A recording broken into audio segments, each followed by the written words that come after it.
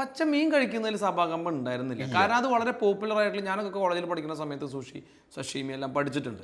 If you google it down, which is the most popular food in the world, സഷീമി.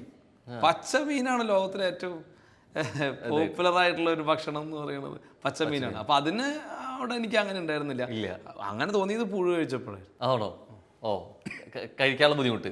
കഴിക്കാൻ ആദ്യം ഇത് എനങ്ങനൊരു സാധനം വായിലിക്കിടുക എന്ന് പറഞ്ഞ എൻ്റെ ഒരു ബുദ്ധിമുട്ടുണ്ടായിരുന്നു. പക്ഷെ അത് ഫസ്റ്റ് സാധനം ബ്രേക്ക് ചെയ്ത് കഴിഞ്ഞപ്പോൾ ഞാൻ 9 എണ്ണം കഴിച്ചത് ഫസ്റ്റ് ഡേറ്റ്സ്.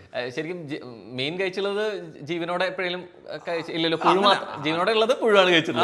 ജീവനോടെ കഴിച്ചത് പുഴുവിനാണ്. ഓക്കെ. മീനൊന്നും അങ്ങനെ നോക്കാം. ഞാൻ പ്രാവശ്യം മീൻ ഫ്രഷായി പിടിച്ചത് കൊണ്ടുവന്ന് അത് ചത്തതിന് ശേഷം ഒരു അരമണിക്കൂറിൻ്റെ ഉള്ളിൽ തിന്നിട്ടുണ്ട്. പക്ഷെ അത് ഞാൻ തിന്നത് എന്താണെന്ന് വെച്ച് കഴിഞ്ഞാൽ, ഫ്രഷ് മീൻ കഴിക്കുക അതിനെന്തോ ഗുണമുണ്ടെന്ന് ചിന്തിക്കുന്ന മലയാളിയാണ്. പക്ഷെ ഒരു സാധനവും നമുക്ക്, ഒരു ജീവിനെയും നമുക്ക് ചത്താൽ അപ്പം തന്നെ തിന്നാൻ പറ്റില്ല. The flush is still flush, അല്ലെങ്കിൽ മസിലാണ്.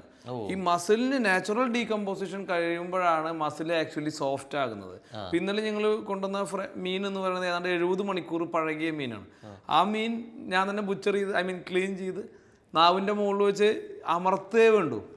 It melts. പക്ഷെ അത് കേടായ മീനല്ല. സി, അപ്പോൾ അതേ മീൻ നിങ്ങളിപ്പോൾ വെള്ളത്തിൽ നിന്ന് പിടിച്ച് അപ്പം തന്നെ വായിലേക്ക് ഇട്ട് കഴിഞ്ഞ് കഴിഞ്ഞാൽ റബ്ബർ മിഠായി ഓടണ പോലെ വായ കൂടെ ഓടിയാണ്.